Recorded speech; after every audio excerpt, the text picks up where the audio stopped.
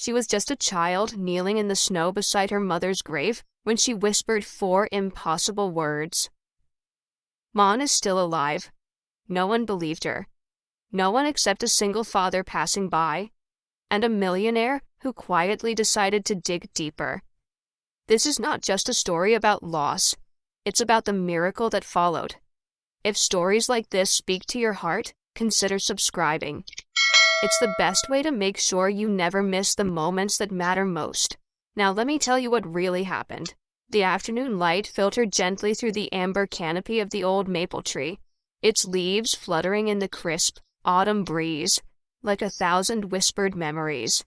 Beneath it, in the quiet cemetery of Briar Ridge, Callan Ridgway knelt, with one arm around each of his twin daughters. His denim jacket was dusted with sawdust from the morning's carpentry work, and the scent of pine still clung faintly to him. Delaney, always the more thoughtful of the 2 girls, traced her fingers over the smooth granite headstone. Her lips trembled as she whispered something too soft for even the wind to carry. Callan leaned in. "What was that, sweetheart?" Delaney blinked up at him, her eyes unusually glassy. "She's not gone, Daddy," she said. "I can feel her. She's still here." Beside her, Briar tilted her head with a puzzled look, like, "Ghost stuff." Delaney shook her head. "No, not like that." "I just know." Callan didn't respond immediately. He looked down at the engraved name Sable Marin Ridgway and let out a breath that steamed in the cooling air. It had been 6 years since the forest fire, 6 years since they buried a woman whose body had never truly been identified, just a charred remnant found near the ridge trail, with her wedding ring and a scorched fabric scrap embroidered with an S. He hadn't questioned it. Not really. He couldn't afford to. 2 infant girls needed diapers and bottles and lullabies, and grief had to take a backseat to survival.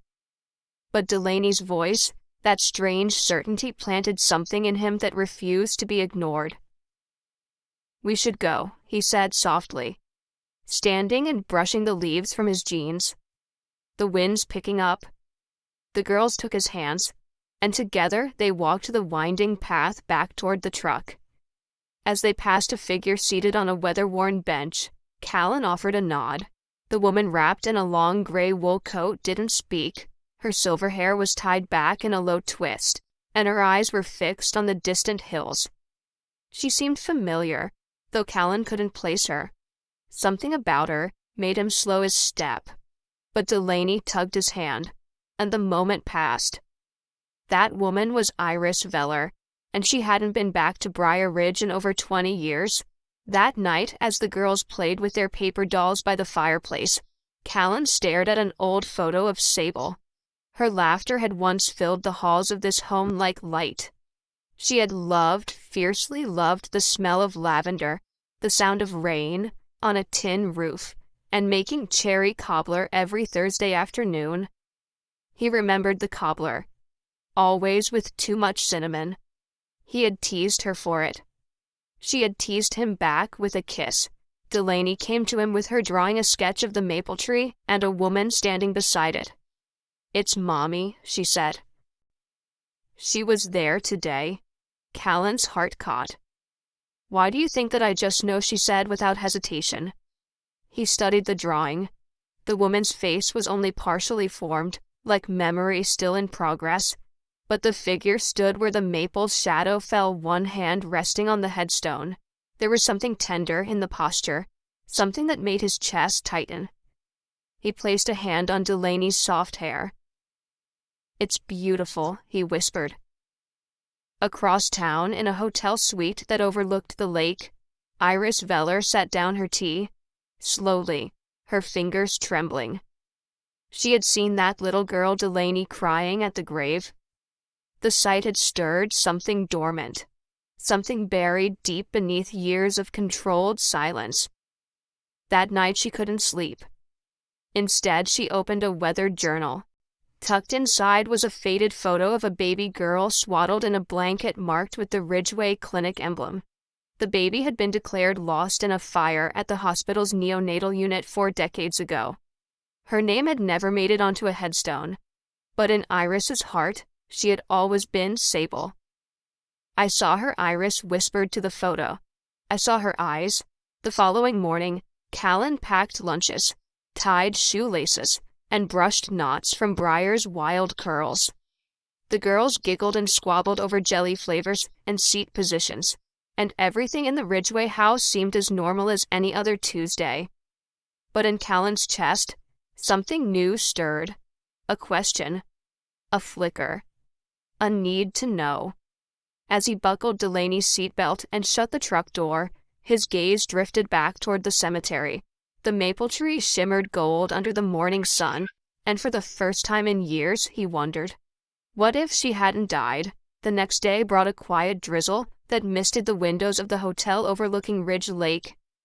Iris Veller stood at the glass, her hands clasped behind her back, watching as the autumn fog curled across the water like breath from a sleeping giant. She hadn't meant to stay in town. Her intention had been a brief visit, pay her respects at her late husband's grave, walk the familiar streets of her youth, then disappear before anyone recognized her. But the moment she saw that little girl cry at the grave, something inside her shifted. There had been a stillness in the child's face, a solemnity far beyond her years. Iris had watched from the bench as the girl whispered into the wind. And in that moment, she could have sworn she was looking at someone she had known, or should have known. She returned to her suite and retrieved the envelope she always traveled with, its contents, as sacred to her as scripture. Inside was a photo of a newborn wrapped in hospital flannel, a report of the neonatal fire, and a yellowing note from a nurse who had once defied orders to comfort her. The note read, "One infant was unaccounted for. A girl. Records lost in the chaos." Iris traced her finger over the edge of the envelope. For decades, she'd lived with the ambiguity of that fire. A mother without proof, a grief without closure. Everyone told her to let it go, but when you lose a child, the mind plays cruel tricks. Moments of certainty tangled in a fog of impossibility. But yesterday the fog had lifted. That little girl's face, those eyes. She had to know. Across town, Callan was pushing through another day at the workshop. He sanded the edge of a pine cabinet, trying to lose himself in the rhythm of wood and grit. But the memory of Delaney's drawing and her unwavering words gnawed at the back of his mind. She was there today. He remembered how Sable used to walk barefoot through the garden after it rained. She would hum old lullabies she learned from her grandmother, her dress soaked at the hem, and a smile that felt like summer. How did a 7-year-old remember the scent of her mother's shampoo? How did she know to place the figure in the exact spot where Sable used to stand during church picnics? Callan wiped the sawdust from his palms. He couldn't shake the feeling that something was waking up like a story that had been paused mid-sentence and was now demanding to be read aloud again. Iris walked the quiet corridors of Ridgway Historical Library that afternoon. She asked the clerk, a young man with an easy smile, if the town still kept archived property records. When he asked her reason, she replied without blinking, "I'm looking for someone who might never have died." The clerk didn't press. 3 hours later, she found what she was looking for, a list of missing persons from the week of the forest fire. Most had been accounted for, except one, Sable Marin Ridgway, presumed deceased. No DNA confirmation. Personal effects used for ID. Iris inhaled slowly. Her hands trembled as she jotted the information in a notebook she hadn't used in years. Then she closed the book, stood and whispered to herself, "Not again. Not this time." She slid into her gray Buick and drove toward the cemetery. The maple tree stood as it always had, solid, aging golden in the waning light. Iris stepped from her car and walked the path to the grave. She brought no flowers, just the photo. The old one, the baby girl. Kneeling by the stone, she held the photo beside the carved name and whispered, "If it's really you, then somehow you'll know I'm here." Wind stirred through the leaves. She closed her eyes and tried to remember the smell of that baby, the soft weight in her arms for those brief hours. But all she could remember was the sound of alarms, smoke, and a nurse screaming for someone to help. She stayed there until the sun dropped behind the trees. When she returned to the car, she noticed something tucked beneath her windshield wiper, a child's drawing. The paper was damp, crinkled at the corners. It was a new sketch, the same maple tree, a woman in a gray coat, and beside her, a little girl with yellow hair holding her hand. Delaney. Iris stared at the drawing for a long time. Then she sat in the driver's seat and whispered, "I'm listening, little one. I'm listening now." Back at the Ridgeway home, Callan tucked the girls into bed. Briar had insisted on one more story, and Delaney had asked if they could visit the cemetery again next Sunday. Callan had hesitated. "We just went yesterday." "But she might come again," Delaney whispered. Callan knelt beside her bed. "You think Mommy is watching you?" Delaney nodded. "Not just watching, waiting." Callan smoothed her hair, kissed her forehead, and turned out the light. He stood in the hallway for a long time, staring out the window at the moon, rising above the trees. He didn't believe in ghosts. He didn't believe in signs. He believed in responsibility, routine, and doing the next right thing. But something in his daughter's eyes, in her certainty, made him wonder if belief didn't always need proof. At that same moment, Iris opened her notebook again. She began writing names, Sable's old addresses, hospitals, clinics. One by one, she traced the past with hands more determined than ever. She had lived her life with silence, but now she had a reason to speak. And maybe she had found a second chance at what she had lost. 3 days later, Iris Veller found herself seated at a modest table in the back room of Briar Ridge's courthouse records office. The hum of a ceiling fan spinning above her head, barely masking the creak of old floorboards beneath her boots. A clerk had given her a manila folder, marked Forest Fire. Week of May 14th, and with a cautious glance left her alone to read. She adjusted her reading glasses and opened the folder. Charred debris reports, missing persons, autopsy summaries. Some pages were faint from sun exposure, others stained with time. She turned each one slowly, reverently, as if touching someone else's grief. And then she saw it. Sable Marin Ridgeway, presumed deceased.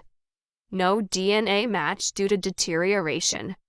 Personal items recovered: wedding ring engraved C2S, fabric scrap linen partial embroidery.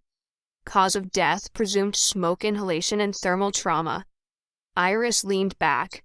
A wedding ring and a piece of cloth. That was all. She frowned. In her purse, she carried something she hadn't looked at in years. A lavender sachet Sable had once stitched as a young teen during a summer class. Iris still remembered it clearly, because the girl had embroidered her initials in reverse SM. That was her quirk. She always stitched her initials backward. Iris opened her purse with shaking hands and took out the sachet. Its scent long faded, but the embroidered MS still visible on the edge. A backward signature just like the one listed in the file. It wasn't just a fabric scrap, it was hers, and no one had caught that. That meant whoever identified the body hadn't known Sable well enough to notice the detail. Her breath hitched. "What if that wasn't her?" she whispered. Across town, Callan stood in the corner of his shed-turned-workshop, holding a flannel shirt that no longer fit him. He meant to toss it, but it stopped him. The hem had been mended years ago, not by machine, but by hand. Sable's hand. She used to sew late into the night by the fire, humming under her breath, while the babies slept in their cradle. Every stitch was small, tight, and almost invisible. But Callan had always been able to spot her work. There was always one loop slightly crooked like her own signature. He ran his fingers over that crooked thread. Why now? Why these memories after all this time? Why did the past feel like it was trying to rise back through the floorboards? He looked over to the table where Delaney had left her latest drawing. It showed the same maple tree, but this time the woman's face was clearer. Not complete, but familiar. The kind of familiar that sat just beyond reach. Iris left the courthouse and drove toward the edge of town to a home she hadn't visited in nearly 20 years. It was the address from the fire report, the cabin where Sable and her husband had lived. She expected it to be overgrown, abandoned. Instead, it was alive. A wide porch swept around the front. A bike lay in the yard. A laundry line swayed gently in the breeze. Wind chimes played a melancholy tune. She parked across the street and sat in silence. Watching, Callan stepped out with a hammer in one hand and a cup of coffee in the other. Iris studied his profile. Strong jaw, weathered eyes. He didn't look like someone defeated by grief. He looked like someone who had endured it. She didn't approach. Not yet. But when he glanced toward the road, toward her car, something in his posture changed. Not alarm, not recognition. Something wary but quiet. She lowered her gaze and pulled away. That evening, Delaney and Briar helped their father make dinner spaghetti with too many noodles and not enough sauce the way kids preferred it. Afterward, they begged him for a story, and Callan gave in. "Tell us about the day you met Mommy," Briar said, swinging her legs from the couch. Callan leaned against the doorframe, a towel slung over his shoulder. It was raining. She was standing outside the bakery, with no umbrella, holding a paper bag over her head, like a fool. Delaney giggled. "Did you offer yours?" He smiled. "Nope." I ran to the car, sat inside, and watched her for a full minute before I realized I couldn't stop staring. So I got back out and shared mine. And she smiled, he nodded. Widest smile I've ever seen. Said I looked like a lost dog. The girls erupted in laughter. But when they'd gone to bed, Callan found himself standing alone by the fireplace, holding the same photo he always kept on the mantel. Sable holding the twins, hair windswept, cheeks flushed. He whispered, "Where are you?" That same night, Iris stood in her hotel room again, lavender sachet in hand. She called an old contact in Denver, a retired detective who once worked arson cases. "I need a favor," she said. Off the record. She explained everything. The fire, the misidentification, the embroidered initials. There was silence on the other end. Then the man said, "You know what you're doing?" "No," she admitted. "But I know I have to try." He gave her the number of a forensic genealogist, someone who could trace more than blood, someone who knew how to find the forgotten. She hung up and looked out at Ridge Lake and whispered, "Sable, if you're alive, I'm coming." That night, as the wind rose, a storm swept through Briar Ridge. Thunder echoed across the valley, shaking the windows. Delaney dreamed of the cemetery again. This time the woman stepped closer. She reached out a hand, and Delaney, without fear, reached back. Rain fell steadily over Briar Ridge, tapping gently against the windows of Callan's workshop, like a persistent question. He stood at the edge of his workbench, unmoving, staring down at the half-finished cradle he had begun days earlier, a commission for a young couple expecting their first child. The scent of cedar filled the space, comforting and familiar, but today it didn't reach him. He hadn't touched a carving knife in hours. His mind was elsewhere, on crooked stitches on Delaney's drawings, on the photo of Sable with the wind in her hair, on the whisper of a child who claimed her mother wasn't gone. And now he couldn't shake the feeling that maybe, just maybe, she was right. A knock echoed from the front door. Callan wiped his hands on a rag and crossed through the house. He opened the door to find Pastor Boone tall and stooped with his raincoat glistening. "Afternoon," Callan the pastor said. "Mind if I come in for a moment?" Callan nodded and stepped aside. The older man removed his hat and set it on the entryway table, giving the home a warm glance. Still smells like your wife's cinnamon cobbler in here. Callan's lips twitched. I burn it every now and then just to remember. Boone smiled softly, then grew quiet. I was visiting the nursing home yesterday. Thought I saw someone that made me think of her. Callan frowned. Of Sable. Boone hesitated. Only for a second. A woman in the courtyard. The way she moved. The color of her eyes. I can't say it was her. Probably wasn't. But I thought you should know. Callan folded his arms, heart thudding. You believe in that kind of thing ghosts know. But I believe in reminders. And sometimes when something needs to be found, it finds a way to whisper. That evening Callan took the long way home from the market. Instead of turning down Maple Avenue, he kept driving until the gravel beneath his truck crackled beneath the tires. The Briar Ridge Assisted Living Center loomed quietly ahead, gray understated with a small garden that curled around the back. He parked and sat there a long time, engine off, rain tapping the windshield. He wasn't sure why he'd come. Maybe it was the pastor's words. Maybe it was Delaney's insistence. Maybe it was hope, fragile and foolish. He stepped out into the rain. Inside, the receptionist looked up with a practiced smile. Can I help you? I was just wondering if I could look around the common areas. My wife used to volunteer here. I haven't been back since. She gave a polite nod.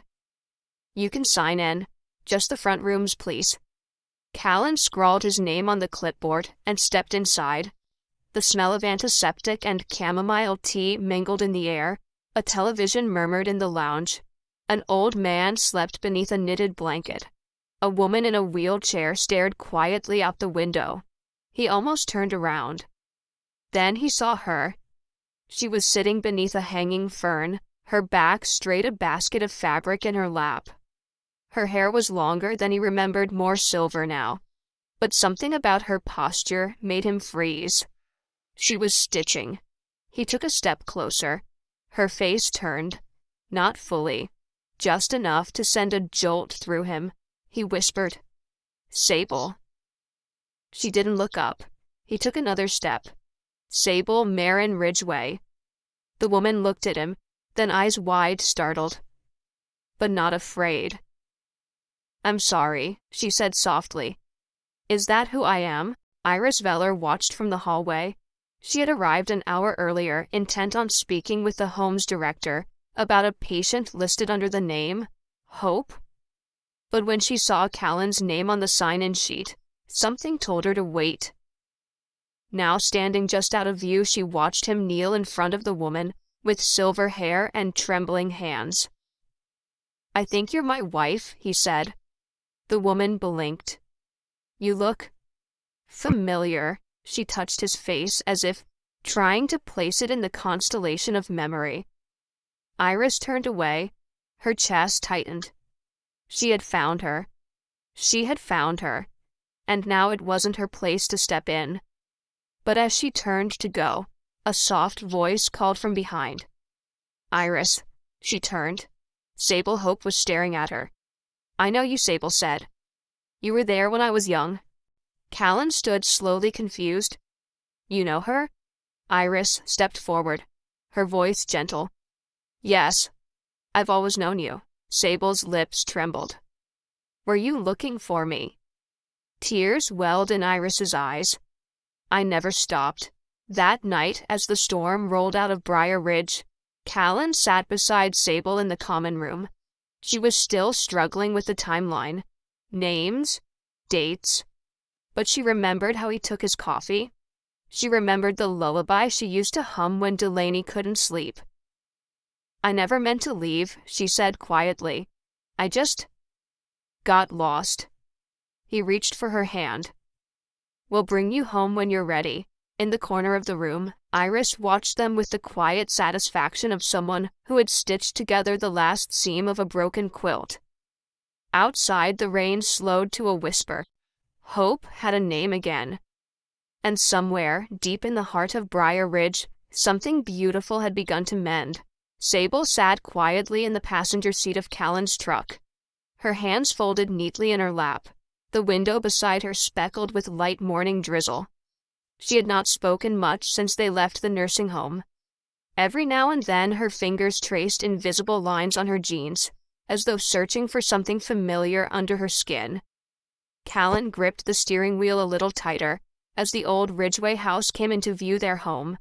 Though it hadn't felt like anyone's home in years, not fully. He'd kept it functional for the girls, clean, safe. But it had always felt a little hollow, like a place missing its anchor. As the truck turned into the driveway, Sable shifted in her seat. Her eyes scanned the porch, the shutters, the mailbox with the slightly crooked R. Something flickered in her gaze, recognition or dissonance, he couldn't tell. He stepped out and opened her door. "Take your time." She hesitated at the threshold, then set her foot down on the gravel. One step, then another, each one slower than the last. Inside, the girls waited in the living room, clutching a pillow between them. Delaney had insisted on wearing the blue sweater Sable had knit for her before the fire, though it was now a size too small. Callan cleared his throat. "Girls, this is your mom." Sable stood in the doorway like a ghost, afraid of waking the living. Briar blinked up at her. Silent, Delaney rose slowly, her small hand gripping the couch. "You look like my dream," Delaney said. Sable's voice was barely audible. "I've missed you both, even when I didn't know your names." Briar ran to her first, her arms thrown around Sable's waist. Delaney followed slower, but just as sure. Sable fell to her knees, tears slipping silently down her cheeks, as she held her daughters for the first time in years. Later, after the girls had gone outside to show Sable the swing set and the garden where they planted beans, Callan brewed 2 cups of tea. He found her standing in the hallway, staring at the blank space above the mantel. "There used to be a mirror here," she said. He nodded. "Took it down after the fire. Couldn't look at myself for a while." Sable lowered her gaze. I understand that." She moved slowly through the house, brushing her fingers along tabletops and picture frames.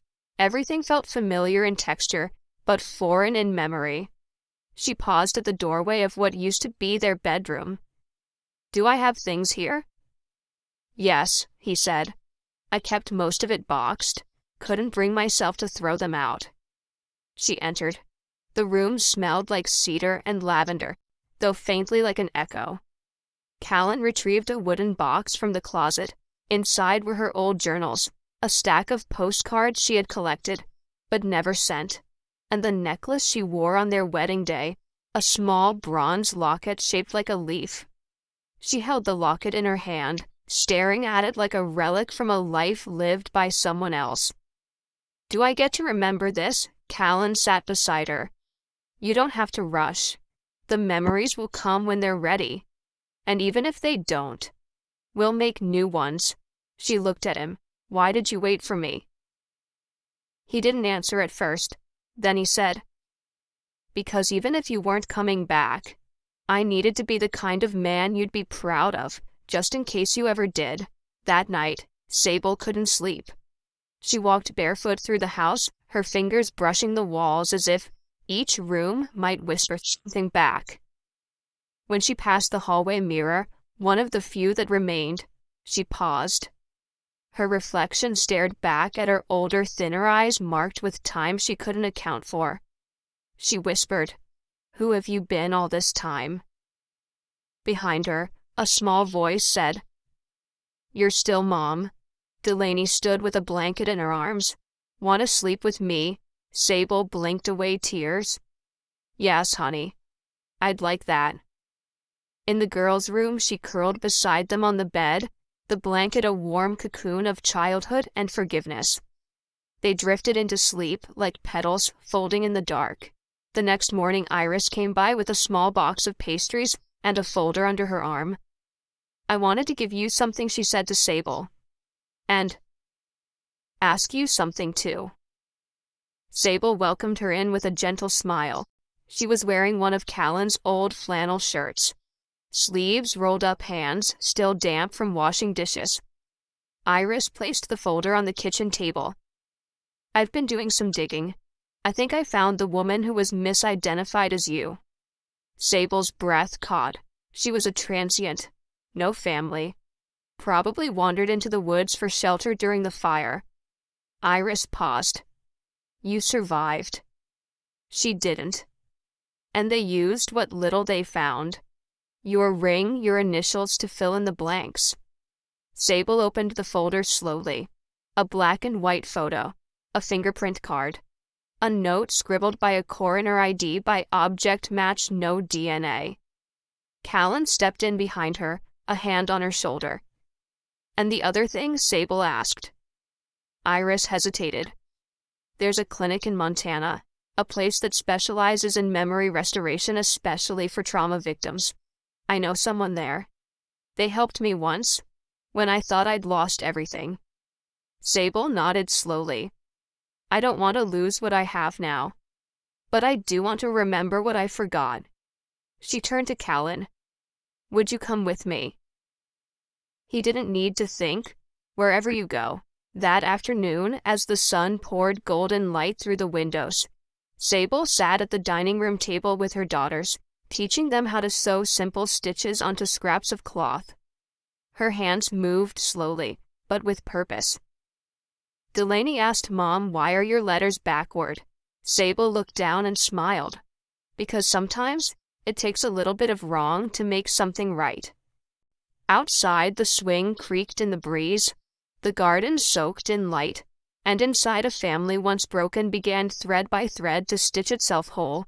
The Ridgway house was quieter now, but not in the hollow way it had once been.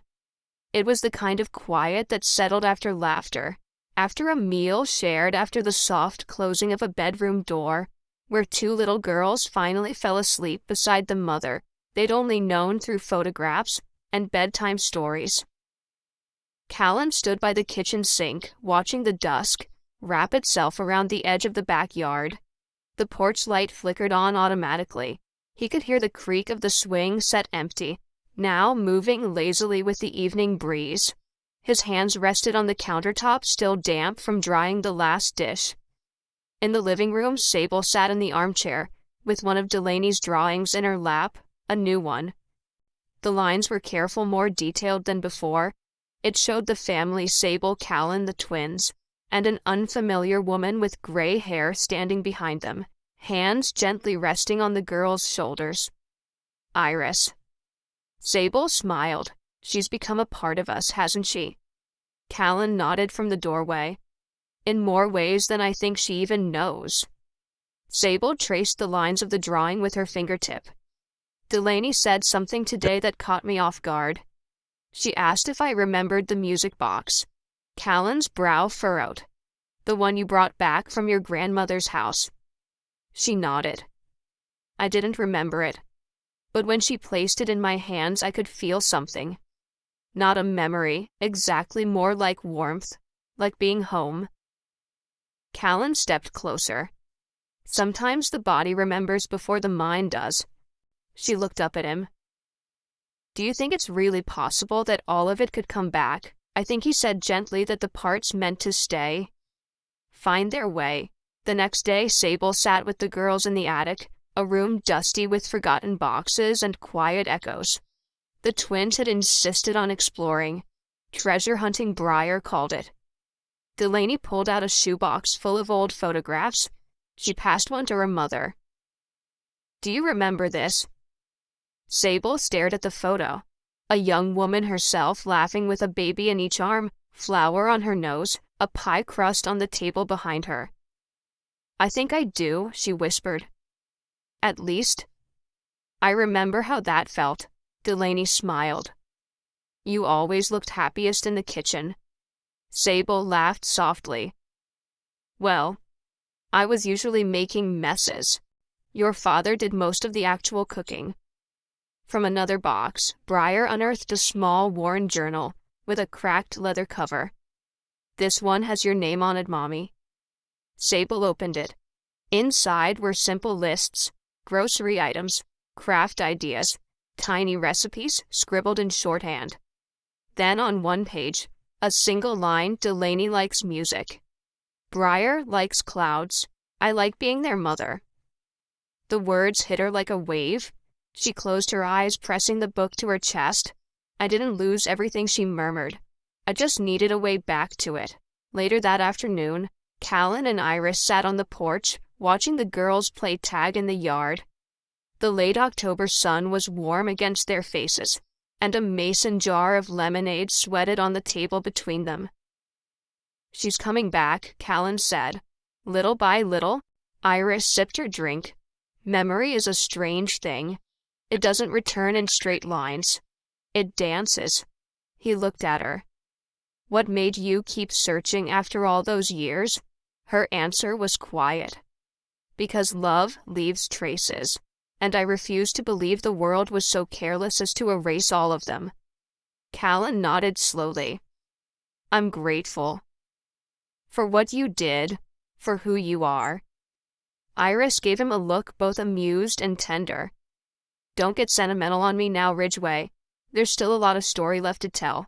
That evening, Sable tucked the girls into bed for the first time without help. She smoothed their blankets, kissed their foreheads, and whispered the same lullaby that had returned to her 2 nights ago. Where did you learn that again? Briar asked sleepily. Sable thought for a moment. I think I made it up. Or maybe it made me up. When she turned to leave, Delaney sat up. Maya, sweetheart. Do you know about the tree? Sable paused. The maple tree? Delaney nodded. The one in the cemetery. That's where I heard you the first time. Sable came back to the bed, sitting gently at its edge. What did you hear? A whisper. Not words. Just you. It felt like you were trying to come home. Sable swallowed hard. Maybe I was. Delaney reached under her pillow and pulled out a folded sheet of paper. I drew this after that day. It was the maple tree, the grave, and a small figure standing just beside it, drawn with bright yellow lines. Above it, a faint sun broke through gray clouds. Sable took the paper gently. Can I keep this? Delaney smiled. It's already yours.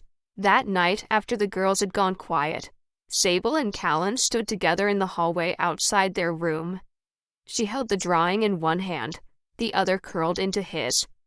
I'm afraid of going to Montana, she admitted, afraid that remembering might hurt more than forgetting. He looked at her steady and sure. Then we face it together. She rested her head against his shoulder. I don't know what I did to deserve you. He smiled. You once told me love isn't earned. It's recognized. Maybe that's what we're doing now, recognizing it again. Down the hall, wind brushed against the window, soft and steady. Sable felt no fear. Not anymore. Because love had whispered through the storm. And this time she had answered. The road to Montana stretched out in a long, quiet ribbon beneath the sky. Wide fields rolled past on either side, painted gold and amber by the late autumn sun. In the back seat of the truck, Briar and Delaney leaned against each other, coloring in a shared sketchbook. Up front, Sable rested her hand gently atop Callan's as he drove, her fingers curling slightly with the rhythm of the road. They had left Briar Ridge that morning just after sunrise. Iris had packed a thermos of tea and a small envelope containing directions, a letter of introduction, and a note for Sable that simply read, You're braver than you know. Love finds the pieces we forget. Now, hours later, the journey felt less like an escape and more like a return. This doesn't feel like the end of something, Sable murmured. Callan smiled. Because it's not. It's a stitch between two halves. She looked out the window. I like that. The clinic in Montana was tucked into the foot of a wooded ridge, modern and clean, but wrapped in the kind of warmth that didn't come from design. It came from people. The woman who greeted them, Dr. Marina Keene, had the soft voice of someone who'd spent years helping others find what they'd lost. We don't press, she said, ushering Sable and Callan into a quiet sitting room. We follow. Memory is a stream, we go where it leads. Sable nodded slowly. I'm ready to follow. Callan reached for her hand. And I'll be here when you do. Over the next 3 days, Sable underwent gentle memory reactivation sessions, music photographs, the scent of lavender, the texture of fabrics she used to work with. There were moments when nothing happened, when she would stare at a photo and feel only the frustration of blank space. But then, without warning, there were breakthroughs. On the 2nd day, she heard a recording of an old hymn, the same one Callan had sung to the twins when they were babies. She wept. I sang that in the hospital once, she whispered. To myself. I didn't know why. Another time, the smell of fresh baked apples made her pause mid-step and place a hand over her heart. Cobbler, she murmured. Cherry, with too much cinnamon. Each memory arrived like a stitch, one thread pulling another through. Meanwhile, Callan took the girls hiking near the lodge, letting them collect pine cones and race up gentle hills. At night, they played board games with the staff and wrote postcards to Iris, who promised to keep the swing warm and the garden watered. In the evenings, he would return to Sable's side, sharing quiet tea and unspoken comfort. One night, she turned to him and said, I remember our wedding. He froze, breath caught. The music, your nervous laugh, the way your tie was too tight and I fixed it right before the vows. He blinked rapidly. You really remember? She smiled, like it's something I've been carrying even when I didn't know. They sat in silence after that, the air between them filled with the kind of peace that doesn't need to be explained. On the 4th morning, Sable was asked if she would like to sew anything simple. She chose to stitch a square of fabric to a community quilt the clinic kept on display. Patients from all walks of life had added their pieces, fragments of old clothes, pieces of ribbon, names, written in shaky embroidery. Sable sat quietly for a long time before beginning. She chose a faded blue fabric and thread the color of sunrise. Her hands were slow, but certain. She didn't use a pattern. When she finished, she handed it to Dr. Keene, who studied it and smiled. It was a small maple tree, under which stood 4 tiny figures, 2 tall, 2 small. One of them held a thread that ran from the tree into the border of the quilt, tying the piece into the next square. This, Dr. Keene said softly, will remind someone else they're not alone. Sable nodded. It reminded me, too. That night, Delaney crawled into bed beside her mother in the guest lodge room. Are you better now? She asked. Sable looked at her daughter's small, serious face. I think I'm healing. And I think that's better than being perfect. Delaney grinned. You can be both. Callan watched them from the doorway, arms folded. And for the first time in years, he allowed himself to believe that joy didn't have to be fragile.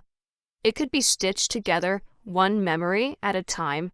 On their last morning at the clinic, the staff gathered on the lawn to say goodbye. Dr. Keene embraced Sable gently. Not every thread returns to its original weave, she said.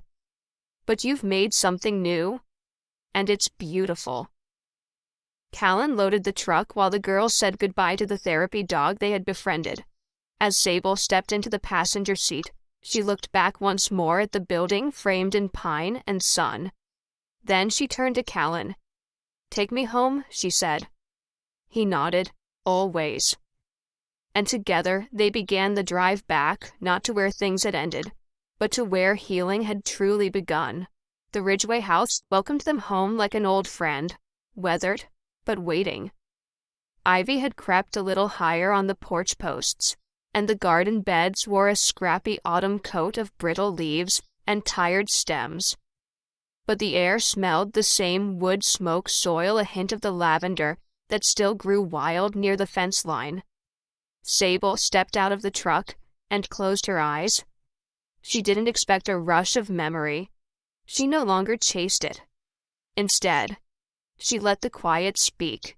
Delaney and Briar ran ahead shrieking with delight when they saw that Iris had hung tiny white paper lanterns along the back porch in welcome. A handwritten note was taped to the door. Home isn't what you remember. It's what you choose to grow next. Ivy. Inside, everything was just as they had left it. The kettle rested on the stove, the quilt lay folded at the foot of the couch. But something had changed. Sable could feel it, not in the objects, but in the way her hands felt steadier when she reached for them. Later that evening, after the girls were asleep, Sable and Callan sat on the porch, swing mugs in hand. The stars blinked gently above the treetops. "I used to dream about this porch," she said. He looked at her. Did it look the same? Yes and no. In the dream, it was always spring, and there were more flowers. He nudged her gently. "Then we'll plant more." The next morning, Sable stood barefoot in the garden, with pruning shears in hand. The sun warmed her shoulders as she knelt beside the withered lavender stalks. She worked quietly, reverently, trimming back the tired plants, whispering thank yous for what had bloomed before. Callan joined her mid-morning, kneeling beside the empty planter boxes. "We didn't plant anything last year," he admitted. "Felt like it didn't matter." Sable met his eyes. "Then let's make it matter now." Together, they tilled the soil. Delaney and Briar soon joined, scattering wildflower seeds like confetti, giggling as dirt smudged their cheeks. Sable showed them how to dig small rows for green beans, how to press the seeds gently into the earth and cover them like tucking in a blanket. As they worked, Iris arrived carrying a basket of seedlings and an old trowel. "Didn't think I'd miss digging in the dirt," she said. But turns out, healing looks a lot like gardening. They made room for her without question. That afternoon, laughter filled the yard, dirty hands and muddy knees. Iris taught the girls how to spot worm trails. Callan built a trellis for climbing peas. And Sable? Sable felt roots growing inside her again, not just in memory, but in purpose. That evening, Callan found her in the attic, sitting cross-legged beside a trunk she hadn't opened since her return. Inside were scraps of fabric, old patterns, photos, and a mason jar filled with buttons in all colors and shapes. "I used to tell myself I'd finish a quilt one day," she said, "but I never started." He leaned against the doorway. "Why not?" She smiled sadly. "I think I was afraid that if I sewed it, it would mean the story was finished." Colin stepped inside, picked up one of the fabrics, soft cotton with faded blue roses. "What if it means the story keeps going?" Sable looked down at the fabric in her lap. "Then I think I'm ready to begin." By the end of the week, the house had transformed, not in appearance, but in spirit. Meals were louder. Mornings were earlier. The garden bloomed in patches. Music returned to the kitchen. On Saturday, they hosted a small gathering, just Iris, Pastor Boone, and a couple of neighbors. Callan grilled on the back deck, while Sable set out pitchers of lemonade and slices of cherry cobbler, heavy on the cinnamon. Delaney and Briar performed a skit they had written, introducing their family new and improved. The audience laughed, wiped their eyes, clapped hard. Sable stood off to the side, watching the people she loved in the place they all helped heal. When Iris joined her, plate in hand, she said quietly, "This doesn't feel borrowed anymore. It feels earned." Iris smiled. "It was never borrowed. You just had to remember it was yours." That night, as they cleaned up, Callan found Sable tacking the first stitched square of her quilt to a wooden frame. "It's the maple tree," she explained. "I'm sewing it first because it's where everything changed." He knelt beside her, where it began again.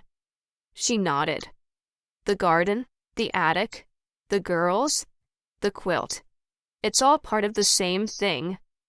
I thought I was broken, but I was just waiting to be sewn back together. He kissed her temple. You were never broken. You were just still becoming. She placed her hand over his. So were you.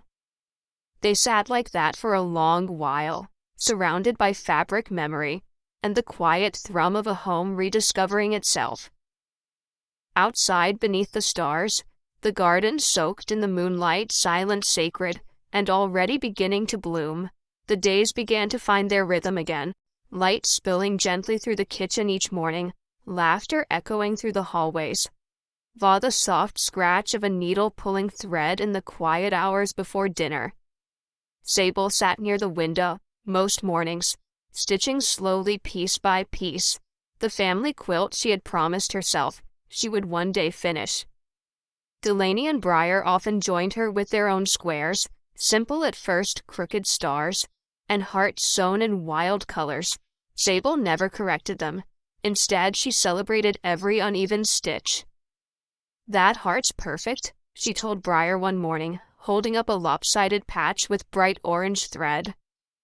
It's crooked, Briar said. Exactly, Sable whispered. So is mine. Iris visited often. She brought lemon bars, wildflower bouquets, and stories that always made the girls giggle. But more than that, she brought a steady presence, like the hush of snow before Christmas, or the way a fire settles low after a long evening. One afternoon, while the girls were drawing in chalk along the porch steps, Iris found Sable in the kitchen staring at a recipe card. I can't remember how I used to make my mother's cornbread, Sable said, her voice heavy. Iris didn't rush to answer. Instead, she opened the pantry, looked around, then handed Sable a jar of honey. Start with what feels familiar. Let the rest come to you. So they baked. The cornbread didn't rise quite right. It was a little too dense, a little too sweet. But when Delaney took her first bite, she beamed. Tastes like fall. And just like that, it became their new recipe. One evening after the girls had gone to bed and the garden shimmered with dew under moonlight, Callan found Sable out on the porch, sipping tea and staring at the sky. You ever think healing would look this ordinary? She asked. He sat beside her. I think it always does. We just don't recognize it until it shows up in dishwater and bedtime stories. She smiled. You always find the right words. I had 6 years to practice.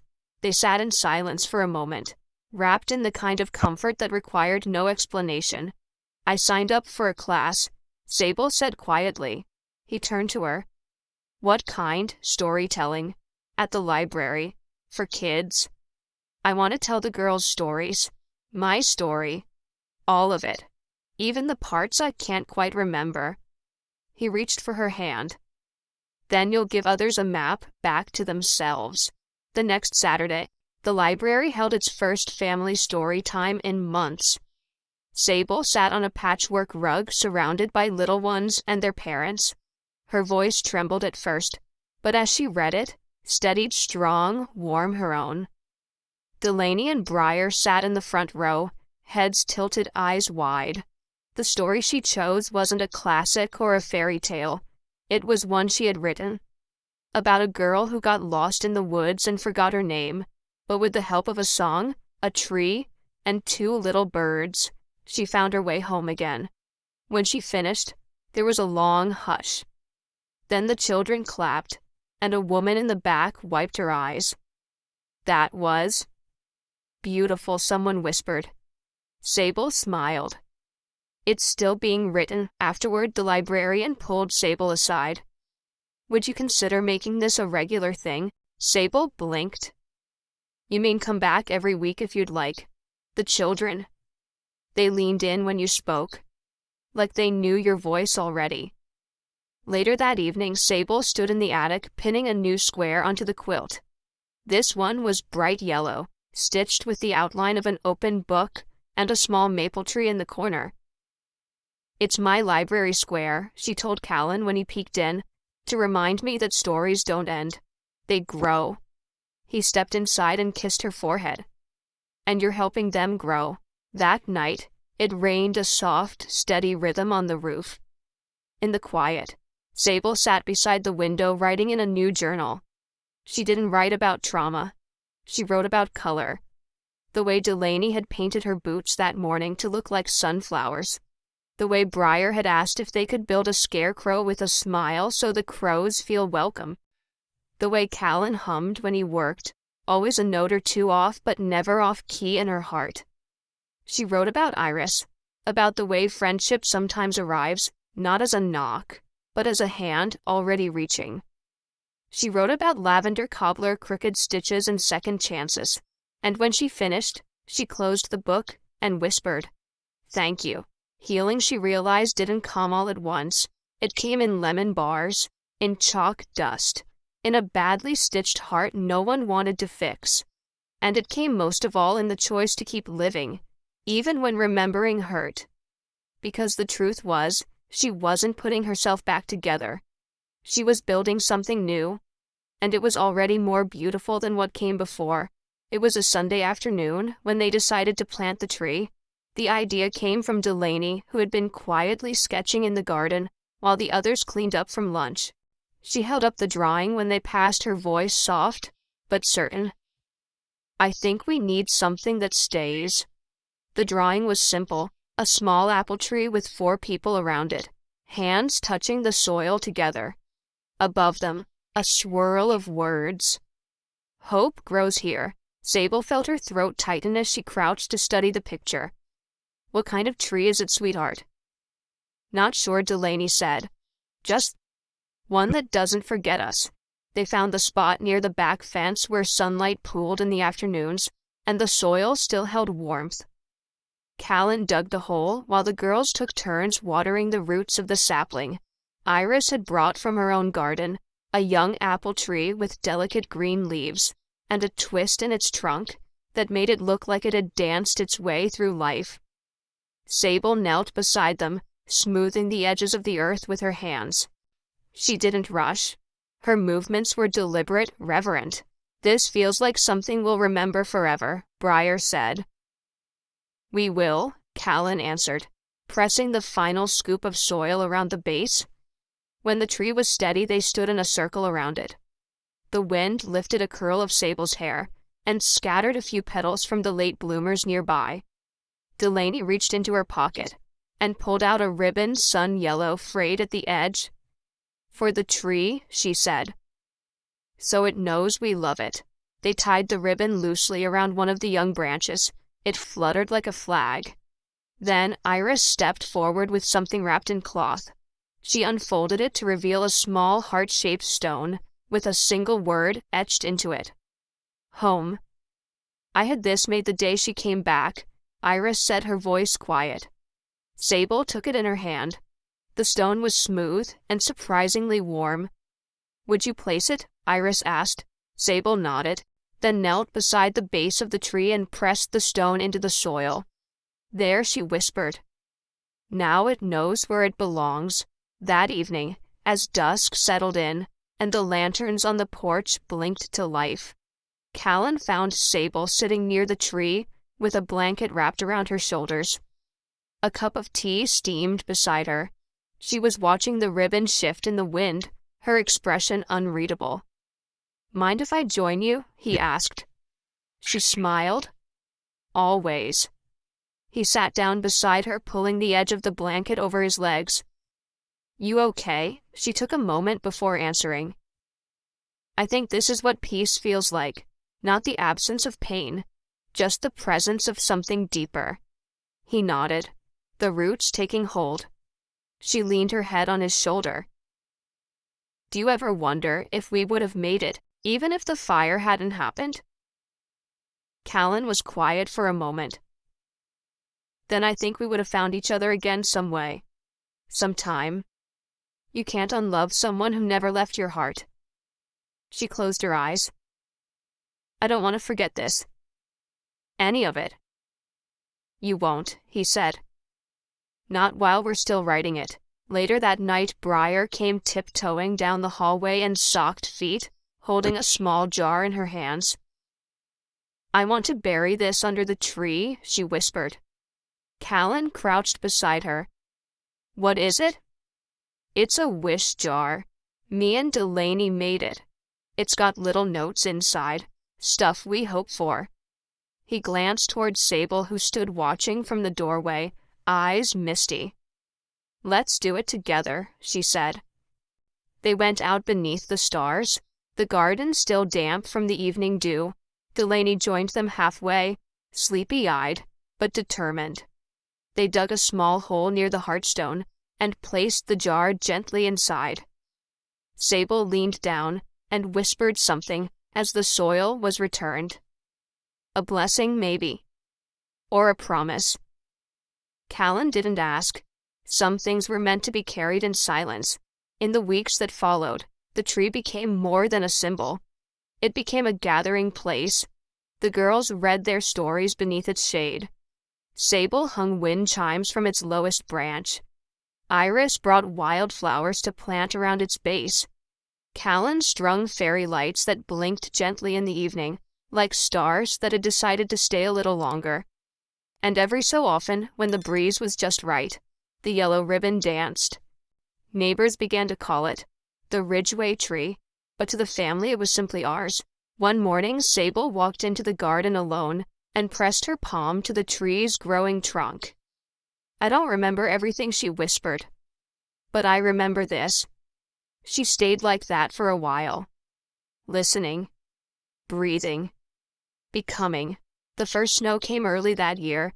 It arrived gently like a guest, too polite to knock, soft flurries drifting down on the Ridgeway roof, layering the swing set in powder, settling between the garden rows now tucked in for the season. By dawn, the world outside their windows had turned to white. Sable stood in the kitchen, wrapped in Callan's old flannel, watching steam rise from the kettle. Behind her, the girls were already pressing their noses to the frosted glass, laughing at their own breath clouds. "Can we build the snowman now?" Briar asked. After breakfast, Callan called from the hallway, pulling on his boots. "And gloves. I'm not digging carrots out of your hands again." Sable smiled quietly, plating up warm cinnamon toast. The air smelled like vanilla and wood smoke home. That afternoon they built more than one snowman. Delaney created a quiet snow reader with glasses and a scarf. Briar insisted on making a snow dog with stick ears and a jelly bean nose. Sable crafted a mother and daughter pair beside the tree, carefully shaping their joined hands. When she finished, she sat back in the snow and just looked at them for a long time. She didn't need anyone to say what they meant. Callan brought her a thermos of tea. He didn't speak either. He just sat beside her and watched the girls chase each other with handfuls of powder and delight. The tree stood behind them all, ribbon fluttering, even in the still air. The hearthstone half covered now in snow, but still solid. Still there. As Christmas drew near, the Ridgeway house filled with more light than it had in years. Sable hung paper snowflakes with the girls in the windows. Iris helped them string cranberries and popcorn. Neighbors dropped by with cookies and jars of jam. On the night of the first frost, Sable found a tiny envelope tucked beneath her pillow. Inside were 2 notes, written in the twins' handwriting. "Thank you for coming back. We're not scared anymore." Tears slipped down her cheek as she pressed the notes to her chest. Not because they made her sad, but because they told her the ache had made room for something else, something bigger. The week before Christmas, Sable returned to the cemetery. Not because she had to, because she wanted to. She brought no flowers, no offerings, only herself. The maple tree stood bare now, its branches tracing thin lines against the sky. The stone still read her name, and the year the fire had taken her. But she no longer felt claimed by it. She sat on the bench, where Iris once watched, hands folded in her lap, and spoke aloud, not to a grave, but to the space between worlds. "I'm not gone. I was never gone. I just needed time." The wind stirred the dry grass at her feet. When she stood to leave, she placed a second ribbon, lavender this time, on the old branch beside the grave, not to mark death, but to honor life, On Christmas morning, the family gathered beneath the tree. Theirs, not the pine in the living room. Each brought a small item, something to hang. Briar hung a felt star she'd made herself. Delaney tied on a folded poem. Iris brought a hand-carved dove. Callan placed a tiny tin bell near the base. Sable brought a letter. She didn't read it aloud, just tucked it inside the heart-shaped stone's shallow notch. Callan caught her gaze. What did it say? She smiled softly. Thank you. I forgive you. I forgive myself. I love you.